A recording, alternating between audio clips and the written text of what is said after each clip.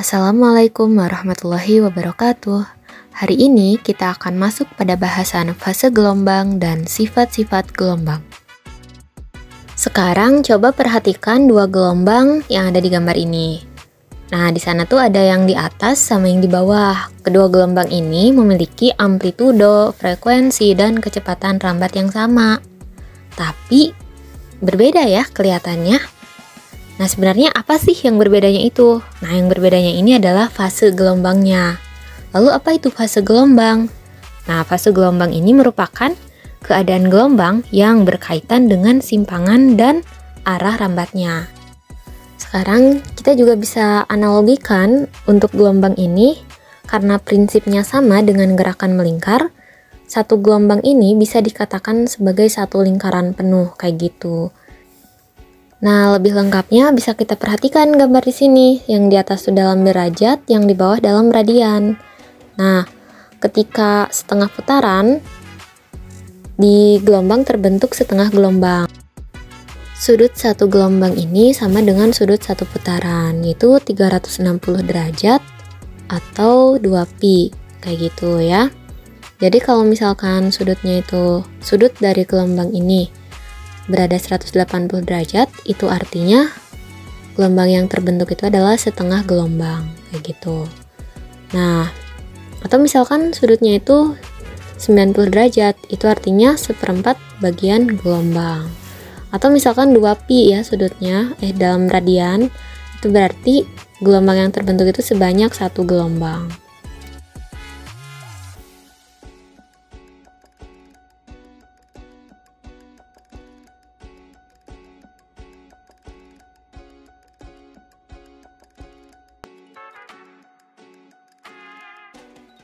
Kayak gitu ya, jadi kita bisa tahu bagian dari gelombang ini sebenarnya ada berapa bagian, tinggal kita bagikan saja sudutnya dengan 360 derajat atau dengan 2pi.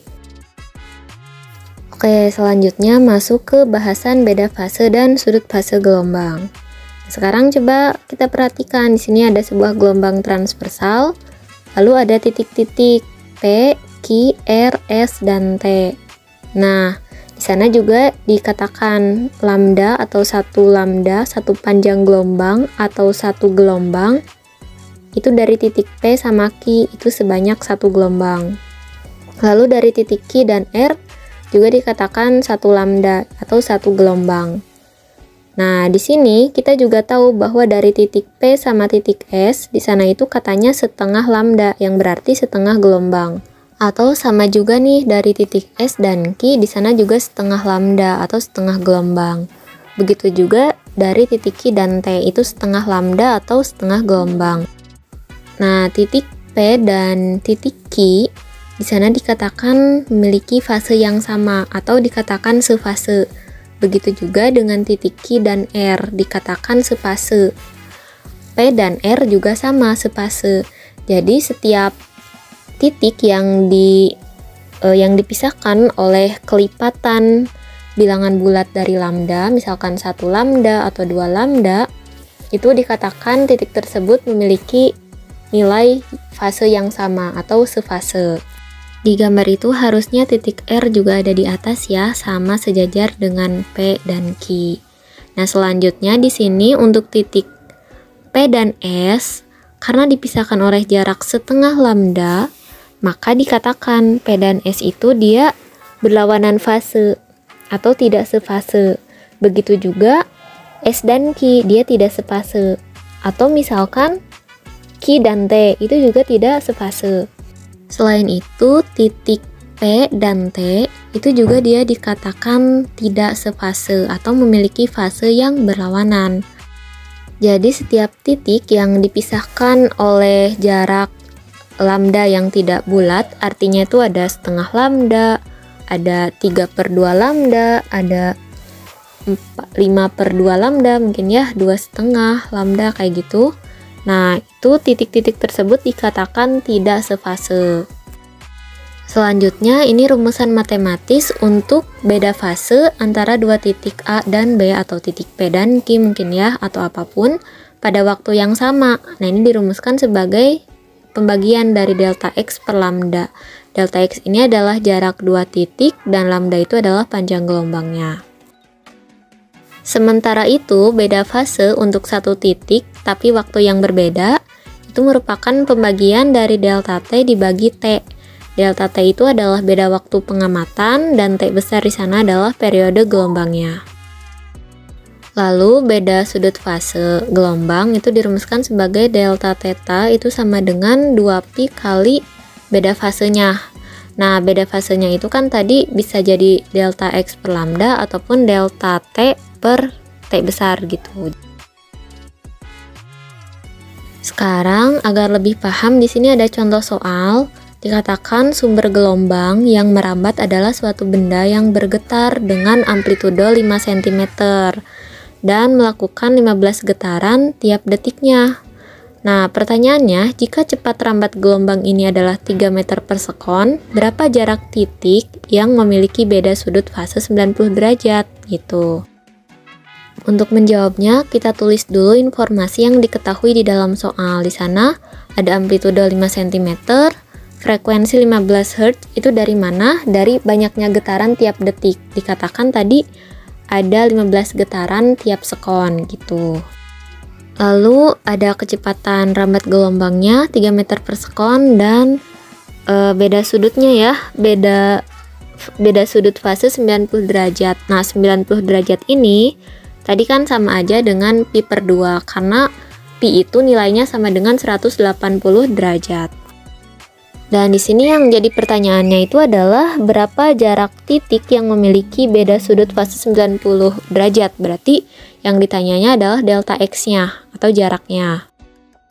Untuk menjawabnya, pertama-tama kita tahu nih bahwa beda sudut fase atau delta theta itu dirumuskan sebagai 2pi kali beda fasenya atau 2pi kali delta X per lambda atau 2pi kali delta T per theta. Tapi karena di soal ini yang ditanyakan adalah jarak atau delta X, jadi kita gunakan rumusan delta theta ini sama dengan 2pi kali delta X per lambda. Nah, di sini kan yang kita cari adalah delta X, tapi lambda belum ada nih.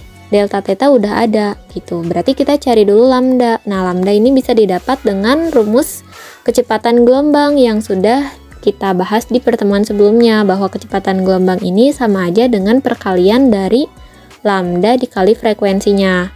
Nah, sehingga lambda ini sama aja dengan pembagian dari kecepatan gelombang dibagi frekuensinya. Kayak gitu. Nah, sehingga tadi kecepatannya 3 meter per sekon, lalu frekuensinya 15 Hz, dan hasilnya lambdanya itu adalah 0,2 meter. Nah, setelah didapat lambda, kita substitusikan ke persamaan yang di awal, bahwa delta theta itu sama dengan 2pi kali delta X per lambda. Jadi, delta X ini akan sama aja dengan delta theta kali lambda per 2pi, itu dikali silang ya. Delta theta-nya itu adalah beda sudut fasenya, lambda-nya itu panjang gelombangnya, 2pi itu konstanta ya, 2pi. Nah, sehingga kita masukkan delta theta-nya itu tadi sudutnya 90 derajat atau pi per 2 ya, biar lebih mudah. Dikali lambda-nya 0,2 dibagi 2pi. Nah, nanti pi ini akan saling menghilangkan. 2 yang di atas itu akan ke bawah, jadi pembagian juga soalnya, jadi perkalian yang di bawah jadi 4pi.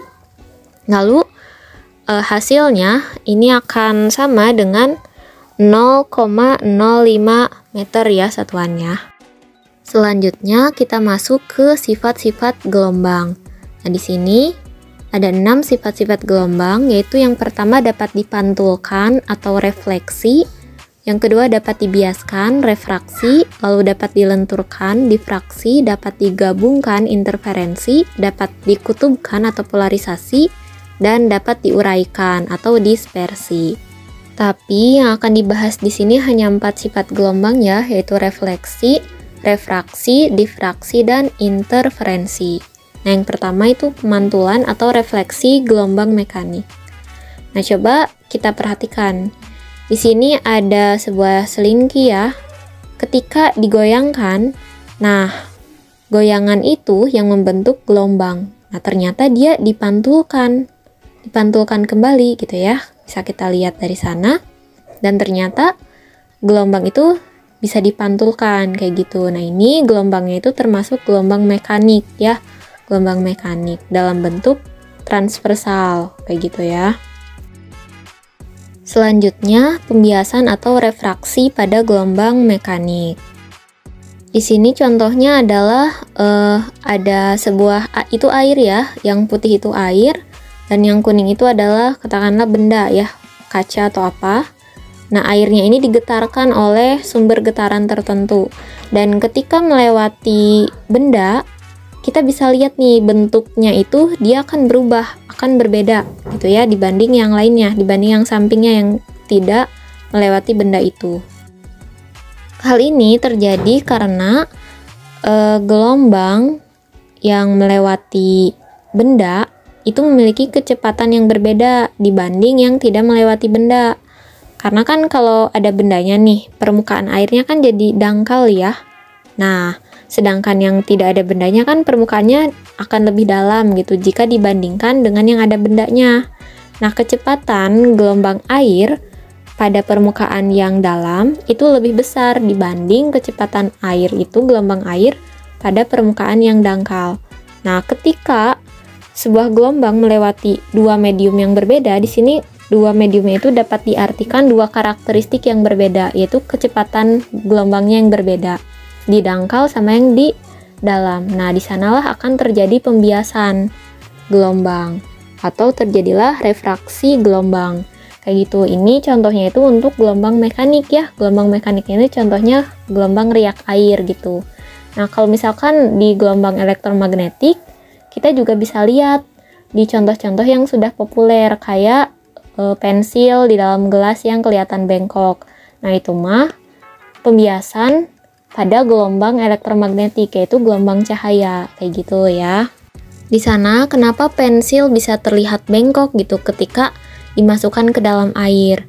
Di sana juga cahaya, gelombang cahaya melewati dua medium yang berbeda, yaitu adalah udara sama cairan ya, sama air. Nah, ketika melewati udara dan melewati air, kecepatan cahaya di sana sedikit berubah karena karakter dari udara itu dia lebih renggang dibanding air. Jadi mempengaruhi kecepatan cahayanya. Nah, sehingga ketika sebuah gelombang, di sini gelombang cahaya melewati dua medium dengan karakteristik yang berbeda, dan di sana perbedaannya itu adalah pada kecepatan rambat gelombangnya, kecepatan rambat cahayanya, maka cahaya tersebut akan dibiaskan. Kayak gitu, gelombang cahaya tersebut akan dibiaskan. Selanjutnya yang ketiga adalah pelenturan atau difraksi pada gelombang mekanik. Ini contohnya ya. Pelenturan itu maksudnya ketika sebuah gelombang melewati celah gitu ya. Nah, ini contohnya adalah masih gelombang air ya, karena kita membahas tentang gelombang mekanik. Nah, di sini air yang dibatasi oleh dua benda gitu, sehingga ada celah di sana, dan gelombang air yang terbentuk ini akan seperti itu, dia mengalami pelenturan. Nah, ini gelombang airnya itu berasal dari getaran ya, ada sumber getarnya sehingga terbentuk gelombang pada air, dan ketika melewati celah di sana terciptalah sebuah bentuk gelombang yang baru gitu, seperti itu. Nah, itu adalah difraksi gelombang. Lalu yang selanjutnya adalah penggabungan atau interferensi gelombang mekanik. Interferensi ini terjadi pada dua gelombang yang koheren, artinya memiliki karakteristik yang sama. Jadi bisa di sini dikatakan orang ini dia menggoyangkan dua bola yang sama dengan goyangan atau yang sama ya, kekuatan goyangan yang sama. Jadi terbentuklah interferensi atau penggabungan dari kedua gelombang yang ditimbulkannya. Ini gelombang air juga ya. Jadi bisa dilihat ada pola-polanya seperti itu gitu ya. Oke, mungkin cukup sekian ya untuk bahasan kita kali ini. Kurang lebihnya mohon maaf. Jika ada yang kurang jelas boleh ditanyakan. Terima kasih atas perhatiannya. Wassalamualaikum warahmatullahi wabarakatuh.